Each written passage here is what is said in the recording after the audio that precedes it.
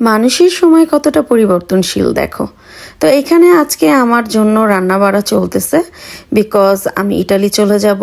এর জন্য আমার খাবার পার্সেলের ব্যবস্থা। এখানে আমার মা এবং শাশুড়ি দুইজনই আছেন। স্পেশালি আমার মাকে অনেক অনেক ধন্যবাদ, এত কষ্ট করেছে আমি আসার আগে। এই গরমের মধ্যে কিচেনে যে রান্না বাড়া অ্যান্ড আমার যত শপিং টপিং লাগেজিং সব কিছুই হচ্ছে আম্মু করে দিয়েছে। বিকজ অফ আমি প্রেগনেন্ট, একটু অসুস্থ, আমি এগুলো করতে পারছিলাম না।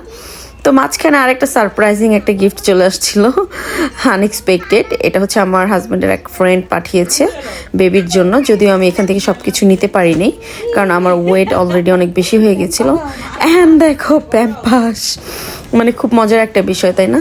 এই যে এখানে আরেকটা কাজ হয়েছে, সেটা হচ্ছে অ্যাজ অলওয়েজ আমার হচ্ছে ওয়েট বেশি হয়েই যাবে। আর যেহেতু এইবার হচ্ছে আরও একটু ডিফিকাল্ট ব্যাপার ছিল, কারণ আমার আগে যেমন সবসময় বাইরে যাওয়ার সময় বা ট্যুরে যাওয়ার সময় আমি আমার জিনিসপত্র নিয়ে ব্যস্ত থাকতাম, সাজগোজ, মেকআপ অ্যান্ড ড্রেস আপ, আমার সব কিছু শুজ পার্টস এগুলো। আর এইবার ব্যাপারটা ছিল টোটালি ডিফারেন্ট। এবার ছিল হলুদ, মরিচ, গরুর মাংস, চিংড়ি মাছ, ইলিশ মাছ, তারপরে হচ্ছে বাবুর প্যাম্পাস। ফানি ফানি লাইফ আসলে অনেক চেঞ্জেবল। সো এখানে আমি কিছুক্ষণ ওয়েট করছিলাম। এটা হচ্ছে এমএক্স কার্ড হোল্ডার্সদের জন্য লাঞ্চ এয়ারপোর্টের মধ্যে। এখানে বসে কিছুক্ষণ সময় পাস করছিলাম অ্যান্ড একটু ব্রেকফাস্ট করছিলাম, যদি অলরেডি আমি বাসা থেকে আম্মু আমাকে ভাত খাইয়ে দিয়েছিল। তারপরে এখানে হালকা পাতলা একটু নিয়েছিলাম, ট্রাই করছিলাম অ্যাকচুয়ালি। এখানে প্রায় ঘন্টাখানিক আমি বসেছিলাম একা একাই। আর একটা মজার বিষয় হচ্ছে এখানে আমি খুবই এনজয় করতেছিলাম, কারণ এটা ছিল আমার লাইফে ফার্স্ট এরকম একা একা এত দূরে যাওয়া, তাও আবার প্রেগনেন্সি একটা সময়তে।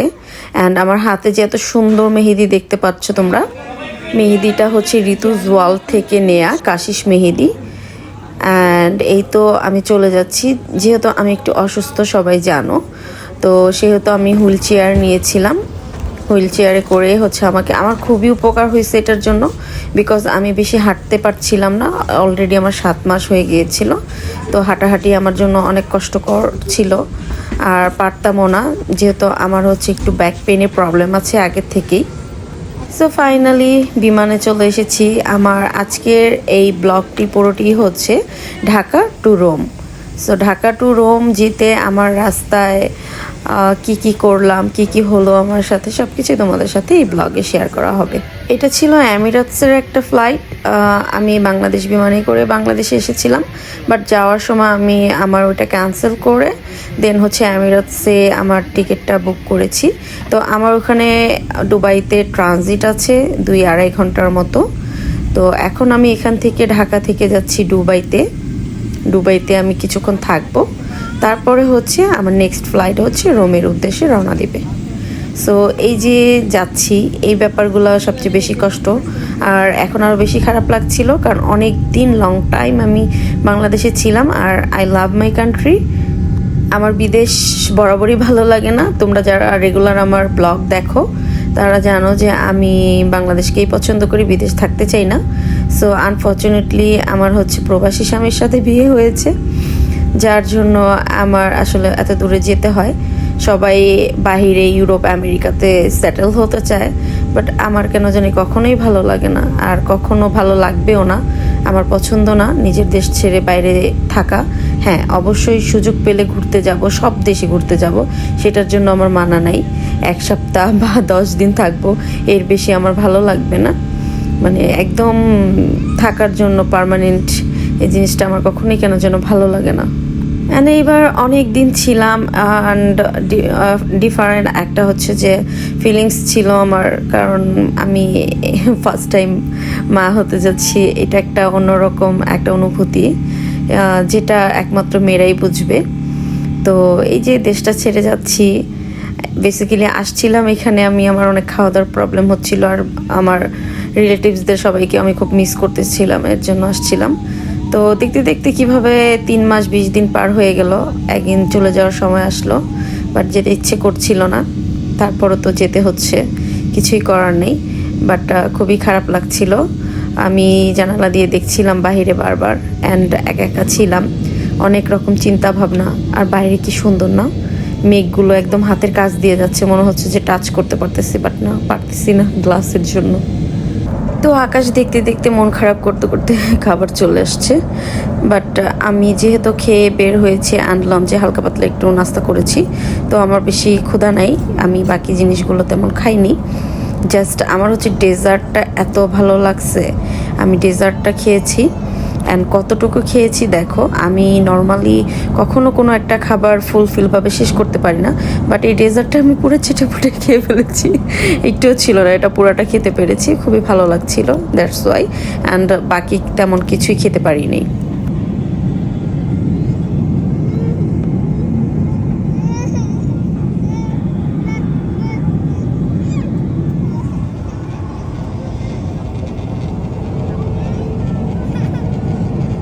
অ্যান্ড দেখেই চিনে ফেলেছি যে দুবাইতে চলে আসছি, কারণ হচ্ছে ওইখানে শুধু মরুভূমি আর মরুভূমি দেখা যেতেছে।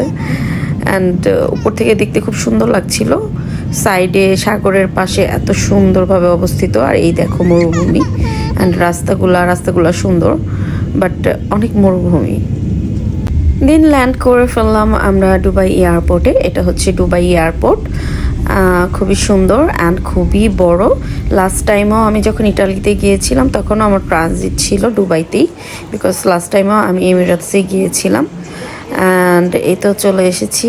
এর মাঝখানে আমার কিছু ভিডিও ক্লিপস মিসিং থাকবে, বিকজ অফ এর মাঝখানে আরও অনেক কিছু কাহিনী ঘটে গেছে। কাহিনী বলতে আমার হঠাৎ করে শরীরটা একটু খারাপ হয়ে গিয়েছিল, যেহেতু আমি বলেছি আমার ট্রানজিট ছিল 2-2.5 ঘন্টা।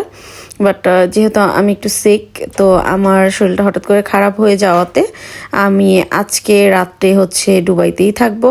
অ্যান্ড আমি একদিন দুবাইতে স্টে করেছি, দেন হচ্ছে একদিন আমি ইটালির উদ্দেশ্যে রওনা দিয়েছিলাম। সো একদিনের আমার রুম দেখো তোমাদের সাথে শেয়ার করছি। যে রুমটা আমি পেয়েছি অনেক সুন্দর ছিল রুমটা, যদিও আমি একা এখানে, একা একা তেমন কোনো কিছুই ভালো লাগে না, বাট আমার কেন যেন ভালোই লাগছিল, খারাপ লাগছিল না, বিকজ আমার বডি রেস্ট দরকার ছিল। আমি একটু অসুস্থ হয়ে পড়েছিলাম, যার জন্যই এই ব্যবস্থা। দেন আমি খাওয়া দাওয়া করে এসে একটা নাক টেনে ঘুম দিছিলাম, কারণ শরীর অনেক বেশি টায়ার্ড ছিল। আর এই সময় আসলে জার্নি করাও উচিত না, এই সময় জার্নি করে না নর্মালি, বাট আমি আনফর্চুনেটলি করতেছি। তাও আল্লাহ ভরসা, আল্লাহর নাম নিয়ে খুব সুন্দরভাবে সব কিছু আমি পার করতে পেরেছি। অ্যান্ড আমার রুমের ভিউটা বেশি সুন্দর, দেখো এখান থেকে নিচের রেস্টুরেন্টটা দেখা যাচ্ছে, দেন ওখান থেকে বিমানও দেখা যাচ্ছে। এখন যেহেতু সন্ধ্যা হয়ে গেছে, বাইরের বিমানের দৃশ্যটা দেখা যাচ্ছে না, বাট এখান থেকে বিমান দেখা যায়। রুমটা এত সুন্দর ছিল, আমার খুব ভালো লাগছিল। বাট সবসময় আমার সাথে যেহেতু ফ্যামিলি মেম্বার বা আমার হাজব্যান্ড কেউ না কেউ থাকে, সো একটু একা একা লাগছিল, কখন এইভাবে একা থাকা হয়নি। আমি আবার একটু ভীতু টাইপের। সো ফ্রেশ হয়ে দেন একটু রেস্ট করে চলে আসছি আমি আমার ওই বিল্ডিংয়েরই ফ্লোর নাম্বার 5-এ। এখানে ডিনারের জন্য আসছি, এখানে বাফেট ডিনার দেওয়া আছে ওদের। সো দেখা যাক এখানে কি কি আইটেম দেয়া আছে ডিনারের, যেহেতু এটা দুবাইতে, অ্যান্ড অ্যারাবিক টাইপের কিছু ফুড থাকতে পারে, আর নয়তো বা নর্মাল ফুডও থাকতে পারে। সো আমি প্রথমেই ভিজিট করে দেখব যে এখানে কি কি খাবার আছে, ভালো লাগলে খাবো, আদারওয়াইজ না, বিকজ আমি অলরেডি ম্যাকডোনাল্ডস থেকে খাবার কিনে নিয়ে আসছি, ওটা রুমেই রাখা আছে। আমি প্রথমে একটু ঘুরে ঘুরে দেখে নিচ্ছিলাম কি কি আছে খাবার। দেন ওখান থেকে 2-1টা আইটেম ভালো লাগছে, মনে হয়েছে যে আমি খাবো। এই যে একটা স্যুপ নিয়েছিলাম আমি, আর এইগুলো নিয়ে আসছি। এখান থেকে সব আইটেম খাইনি, 3টা আইটেম ট্রাই করছি, ভালো লাগছে, বাকি 2টা ভালো লাগেনি, খাইনি। এই তো নাক টেনে ঘুম দেওয়ার পরে যখন মর্নিং হলো, সকালবেলা উঠে গিয়েছি, কারণ হচ্ছে আমার 8টা বাজেই আবার চেক আউট ছিল।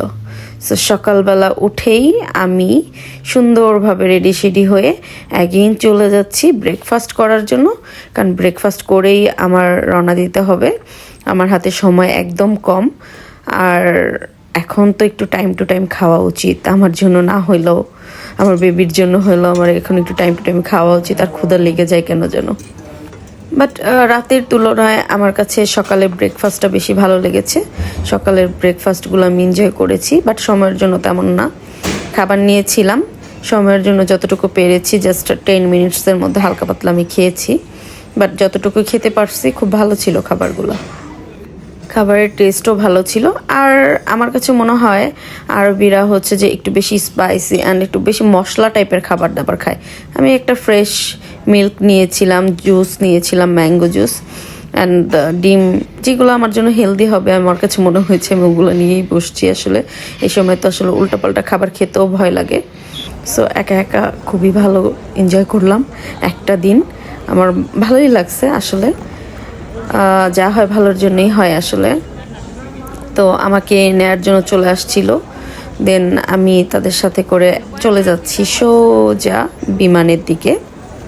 যেতে যেতে আশেপাশের আমরা দেখতে পাচ্ছিলাম অনেক সুন্দর সুন্দর দোকান। এই তো দেখতে দেখতে চলে আসছি।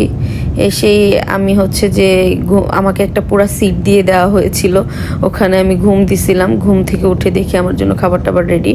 এই যে খাবারটা আমার জন্য বিজনেস ক্লাস থেকে এনে দিয়েছিল এয়ার হোস্টেস। তো যাই হোক, এখান থেকে আমার খাবার ভালোই লাগছে। অ্যান্ড এই যে যে খাবারটা দিছে আমার বিফ, তো এই আইটেমটা বেশি পছন্দ হয়েছিল, এটা পুরোটা খেয়েছি। তো টাটা, বাই বাই দুবাই। খুব ভালো লাগলো, একদিনের একটা ট্যুর ছিল দুবাইতে, যদিও এয়ারপোর্টের মধ্যেই ছিলাম। তো এখন সোজা চলে যাচ্ছি রোমে। তো এখন আমার আরেকটা ঘুম দিতে হবে, ঘুম না দিলে আমার একা একা বোরিং লাগবে। তো অলমোস্ট আমরা দেখতে দেখতে পৌঁছে যাব। তো ঘুমাতে ঘুমাতে ইটালি শহরে চলেই আসলাম, রোম শহর। তো এটা হচ্ছে রোমের উপর থেকে দৃশ্য, খুবই সুন্দর লাগছে দেখতে। কি সুন্দর আঁকাবাঁকা নদী, রাস্তা, সব কিছুই খুব সুন্দর লাগছিল উপর থেকে দেখতে। অ্যান্ড এখন আমরা ল্যান্ড করব, তো আমরা এয়ারপোর্ট চলে আসছি, নাও ল্যান্ডিং টাইম।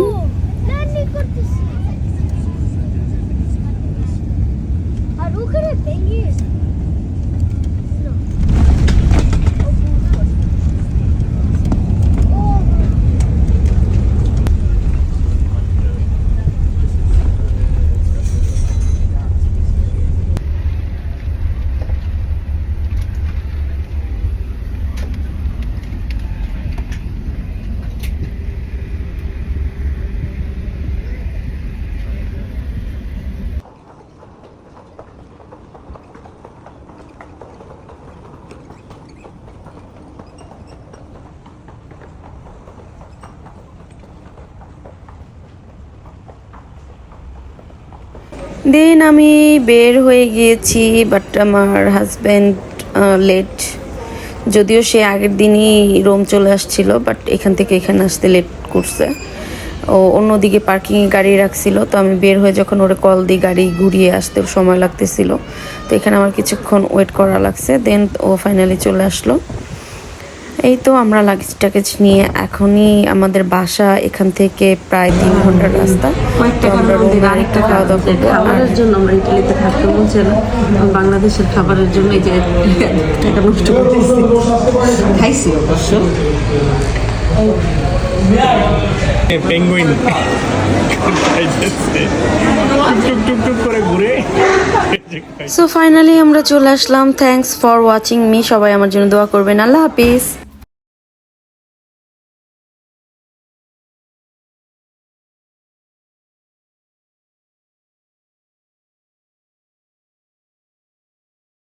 এই যে আমার বেস্ট পার্ট, ভাত।